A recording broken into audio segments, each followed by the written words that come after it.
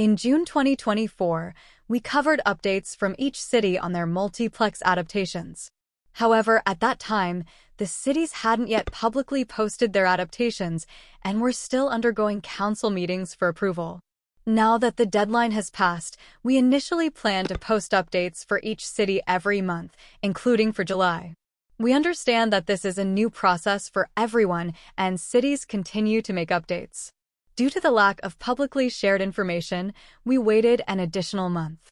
Now, 90% of the cities have adopted the multiplex legislation. Here's a list of cities that have already passed the bylaw. For the full list, check the link in our description. With that in mind, we have finally gathered different information from each city in BC, specifically cities near Vancouver. We have provided a table with important changes such as which zonings are affected by the new bylaw, the new floor area ratio, new story and height regulations, the number of required parking spaces, and links to where we got this information. Additionally, we have posted this table on our blog page, so feel free to visit our website at jjarch.ca for a clearer photo. I'll be explaining these changes in this video for a more detailed understanding. Let's start with the cities in the Metro Vancouver area. First, we have the city of Vancouver. The city was the first to post their 1-1 updates, which allow multiple units on a single lot, and other cities followed suit. We've covered this topic in another video. If you're interested, the link is in the description. Then we have the city of Burnaby, which is the second city to publicly post its adaptation of the multiplex. Actually, we also have a separate video for the city of Burnaby. If you're interested in detailed information, the link to the video will be posted in the description. For now, we'll skip this topic and head to the next city. Following that, we have the city of Richmond. Like other cities, this one took a different approach. Instead of changing, amending, or merging the bylaw, they decided to identify specific blocks that will be affected by the city's multiplex adaptation. Next, we have the city of Surrey. Just like Vancouver and Burnaby, Surrey is one of the cities that provided detailed updates on their new bylaw adaptation. With that in mind, we have also created a more detailed YouTube video for Surrey. The links will be posted in the description for those interested. Then, we have the city of New Westminster. The city followed a similar approach to Richmond. Instead of changing, amending, or merging their residential zoning bylaws, New Westminster decided to manually select the lots eligible for the multiplex adaptation. Next, we have the city of Moody, which is also one of the cities that provided detailed information regarding their multiplex updates. Like Burnaby, we have also made a more detailed video for the city of Moody's multiplex updates. For those interested, links will be posted in the description. Then, we have the city of Delta. Since the city has already allowed building multiple units on a single lot, it decided to amend its current residential bylaw and allow the construction of additional buildings such as coach houses, garden suites, and accessory dwelling units. Then, we have the city of White Rock. I think the city has provided a decent amount of information about their changes. We're also planning to make a YouTube video covering the changes made by the city of White Rock in accordance with Bill 44. For those interested, please tune in to our social media as we are always updating our content. Next, we have the city of Maple Ridge. There wasn't much public information, but we did learn that the maximum height for principal buildings is 9.5 meters, and for accessory buildings, it's 4.5 meters.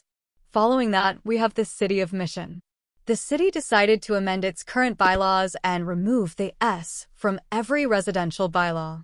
For example, UC 372S will now be converted into UC 372.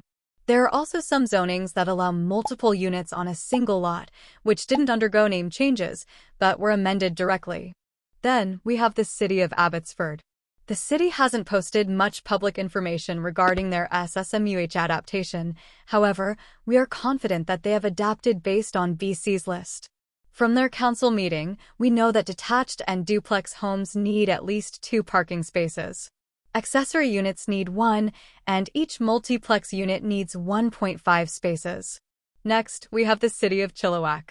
Similar to the city of Abbotsford, this city hasn't publicly posted their adaptation details yet, and we're still waiting for updates. That's it for cities in the Metro Vancouver. For cities located on Vancouver Island, we have the city of Langford. We decided to cover some cities on Vancouver Island as well since we have projects in this area.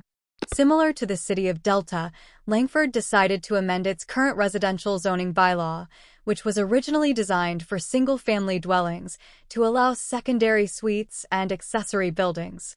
Additionally, the city followed Burnaby's example by removing the floor area ratio and using setback, lot coverage, and building height as the basis for building volume. Next, let's head to the city of Nanaimo. Residential zonings were amended to allow multiple units on a single lot.